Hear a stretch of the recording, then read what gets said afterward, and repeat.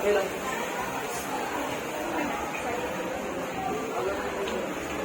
Ako, si Marita. Isang babae pinanganak ng pangalan, ngunit walang kalayahan. Ako ay ginawa, dalisay at nangyayari.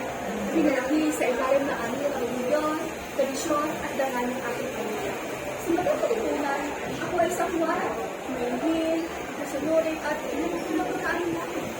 Subalit, sa kabila ng aking birthday, madalis na ito, ay ako ay kalimutan ng kulog sa buhay na hindi ko. Sosto mo! Mahal ko, sosto mo! Nasaan ka? Hindi ba? Pati ka sakit na aking dinadala? Ang sakit na araw-araw ko tinitiis.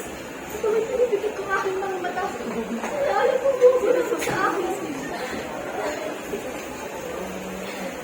Ang aking sinasadali.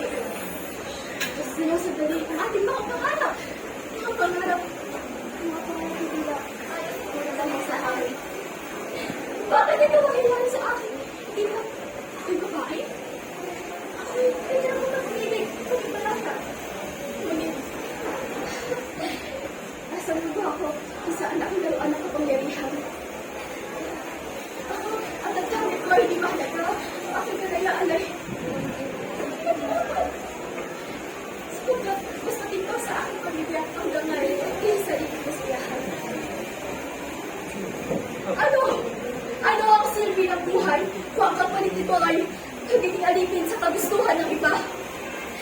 Ano ang halaga ng damay kung ang kapalit nito ay patubusan ng aking puso? Oh, Diyos ko! Bakit mo ako piniipig kung ang kapalit nito ay walang hanggang sakit?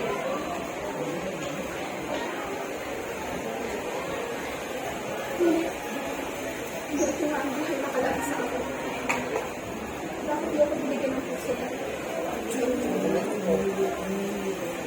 Ngunit, si Maria Clara, isang babae, hindi na ako nahanap sa ililandas. Ngunit, hindi ko nga ang buhay nakalaan sa akin. Ito ba? Sana ibigin ko kanila kasi baka namin ito. At kung may awa ko sa akin, sana sa kabilang buhay,